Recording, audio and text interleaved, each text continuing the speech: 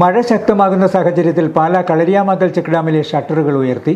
Minor irrigation department assistant എഞ്ചിനീയറുടെ നിർദ്ദേശപ്രകാരമാണ് check ഡാമിലെ ഷട്ടറുകൾ ഉയർത്തുകയും മാലിന്യം നീക്കം ചെയ്യുകയും ചെയ്യുന്നത്. ഈരാറ്റുപേട്ടയിലെ ടീം നന്മക്കൂട്ടമാണ് ഷട്ടറുകൾ ഉയർത്തുന്നത്. വാർഡ് കൗൺസിലർമാരായ ടോണി തൈപ്പറമ്പിൽ, ബിജു വരിക്കാനി എന്നിവർ നേതൃത്വം നൽകി.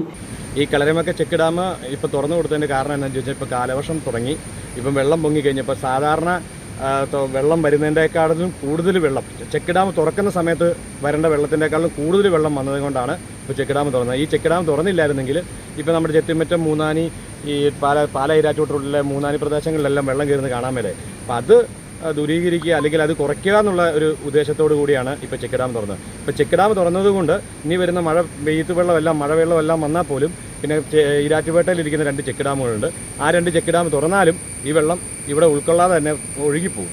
ഇപ്പോൾ തൽക്കാലം നിലവിൽ ഇത് ചെയ്തത് ഈ നാട്ടിലുള്ള ജനങ്ങൾക്ക് വളരെ ഉപകാരപ്രദമാണ്. അത് നമുക്കെല്ലാവർക്കും, ഈ ചെത്തിമറ്റം മൂന്നാനി നിവാസികളെല്ലാവരും സന്തോഷത്തിൽ തന്നെയാണ്. മഴ ശക്തമാകുമ്പോൾ മൂന്നാനി ചെത്തിമറ്റം മേഖലയിൽ വെള്ളപ്പൊക്കം ഉണ്ടാകുന്നതിന് ചെക്ക് ഡാമിൽ ജലനിരപ്പ് ഉയരുന്നത് പ്രധാന കാരണമായിരുന്നു.